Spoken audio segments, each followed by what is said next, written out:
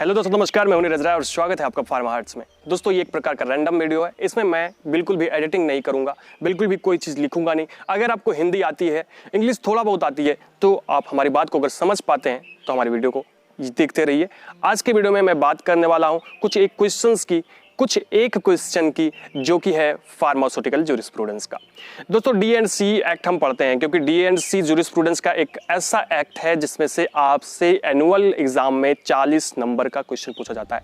30 से 40 नंबर के क्वेश्चन पूछे जाते हैं और आपका पूरा एग्जाम होता है 80 नंबर का। मैं यूपी बीटी की बात कर रहा हूँ यहाँ पे। तो आज के इस वीडियो में मैं बात करने वाला हूँ इसी डी&सी के एडमिनिस्ट्रेटिव बॉडीज़ के बारे में, मतलब जो drug and cosmetic act 1940 and rules 1945 है, उसके एडमिनिस्ट्रेटिव बॉडीज़ के बारे में।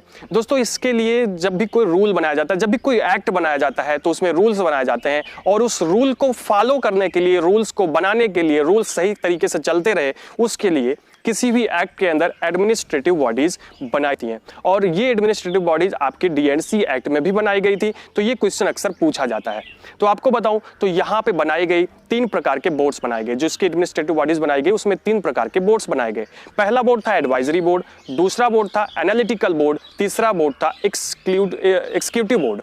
ठीक है, तो ये 3 बोर्ड बनाए गए। जिसमें एडवाइजरी बोर्ड का काम क्या था, ये एडवाइस देता था कि रूल कैसे बनाना है। आपका एनालिटिकल बोर्ड जो था वो एनालिसिस करता था ड्रग्स का इस एक्ट के अंतर्गत। और जो एग्जीक्यूटिव बोर्ड था वो एक तरह से बिल्कुल ग्राउंड पे पहुंचता है। ग्राउंड पे पहुंचने के बाद वहां पे वो देखता है कि रूल्स बन रहे हैं, मतलब रूल्स का इम्प्लीमेंटेशन हो रहा है कि नहीं हो रहा है। तो ये 3 रूल्स। ठीक है, अभी मैं सबसे पहले बात करूं अगर, तो जो आपका एडवाइजरी बोर्ड होता है उसमें 2 प्रकार के एडवाइजरी बोर्ड बनाए गए थे। 2 प्रकार के एडवाइजरी बोर्ड में पहला था आपका DTAB और दूसरा था DCC।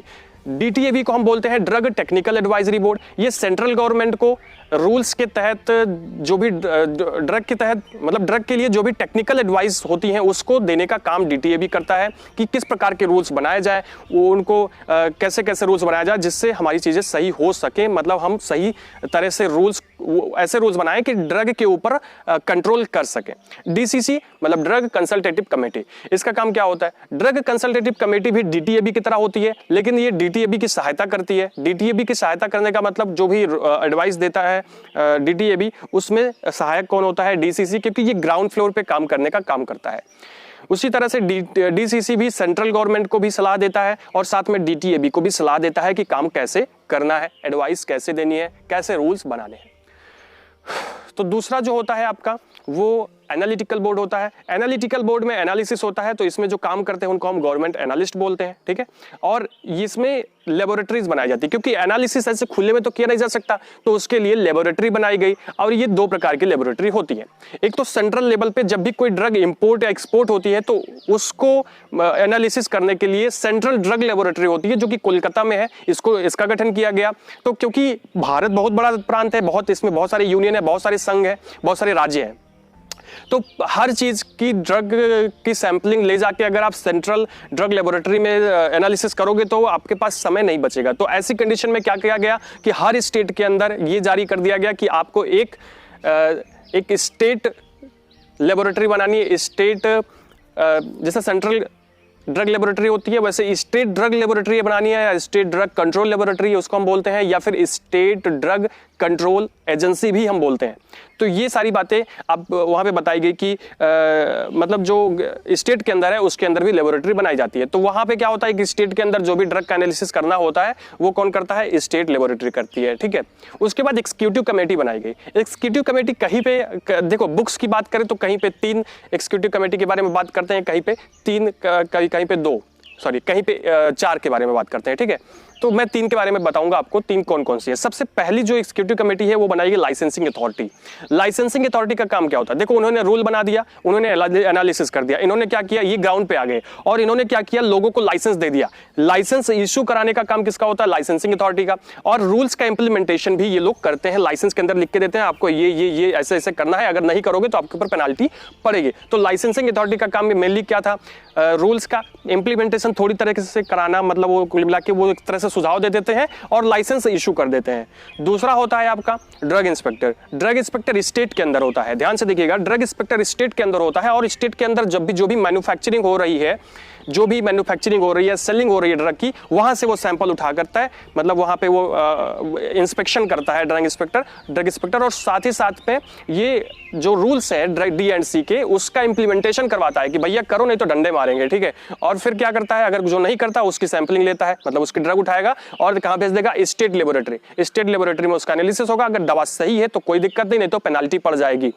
और इसी तरह से कस्टम कलेक्टर तीसरा होता है, तीसरी एजेंसी जो होती है वो कस्टम कलेक्टर की होती है। और कस्टम कलेक्टर क्या करता है, जो भी ड्रग का इंपोर्ट और एक्सपोर्ट होता है पूरे इंडिया के अंदर में, उस वहां पे वो ड्रग मतलब D&C एक्ट का इंप्लीमेंटेशन करवाता है। ध्यान से देखिएगा, ये कस्टम कलेक्टर का काम, जहां पे इंपोर्ट एक्सपोर्ट हो रहा है, मतलब एक सेंट्रल लेवल पे इसका काम होता है, ठीक है। और ये क्या करते हैं, ये अगर इनको थोड़ा सी दिक्कत होती है कि यार जो सामान आ रहा है वो खराब है, तो ये सैंपलिंग लेते हैं, इंस्पेक्शन करते हैं पहले जाके, फिर वहां से सैंपलिंग लेते हैं और सेंट्रल ड्रग लेबोरेटरी, जो भी इंपोर्ट एक्सपोर्ट वाली ड्रग होती है उसको स्टेट में नहीं भेजते, उसको सेंट्रल ड्रग लेबोरेटरी भेजा जाता है और वहां पे जांच की जाती है। अगर वहां पे कोई चीज गलत निकलती है तो फिर आपको दे दिया जाता है, आपको पेनाल्टी बढ़िया से पड़ जाती है, ठीक है। तो ये तो था एडवाइजरी, मतलब ये तो था एक प्रकार का, जो मैंने आपको बताया कि एक तरह से एक एसोसिएशन बनाया गया था, ठीक है। मतलब एक तरह से एडमिनिस्ट्रेटिव बॉडीज बनाई गई थी, जिसमें 3 प्रकार की एडमिनिस्ट्रेटिव बॉडीज होती हैं। और अभी ये तो मैंने बताया कि रैंडम वीडियो, जिसमें मैं केवल ऐसे ही बताऊंगा आपको, अगर आपको हिंदी समझ में आती है तो आपको समझ में आएगा। तो ये 6 मिनट का 7 मिनट का वीडियो है। अब अगली वीडियो में मैं बात करूंगा DTAB के बारे में। देखो ये सारी वीडियो मैंने बनाई हुई है, आप जाके हमारे चैनल पर देख सकते हो, ये सारी चीजें आपको बनाई गई हैं, ठीक है। तो ये वीडियो बस ऐसे ही मैंने बना दी। मेरे पास अभी के लिए तो मैं ज्यादा कुछ नहीं बना पा रहा हूँ, पर ठीक है, अभी आप इसको देखिए। अगले वीडियो में हम बात करेंगे DTAB के बारे में डिटेल में, कि DTAB में जो मेंबर्स होते हैं वो कैसे होता है और उनको याद कैसे करना है आप, क्योंकि मैं बताऊं आपको 100% लिख के ले लो कि आपको ये क्वेश्चन पूछा जाएगा, DTAB के बारे में आपसे क्वेश्चन पूछा ही जाएगा इस बार, और इसलिए आप एक क्वेश्चन तो हल कर लीजिए, 8 नंबर का क्वेश्चन आएगा, ठीक है। तो 8 नंबर आपको मिल जाएगा। तो नेक्स्ट वीडियो में मिलते हैं और बात करते हैं नेक्स्ट वीडियो में हम DTAB के बारे में। तब तक के लिए नमस्कार। हमारे वीडियोस को देखते रहिए, हमारे चैनल को सब्सक्राइब कर दीजिएगा और वीडियो को लाइक जरूर कर दीजिएगा और शेयर कर दीजिएगा अपने फ्रेंड्स के साथ। हमें इंस्टाग्राम पे फॉलो कर लीजिएगा। Thank you.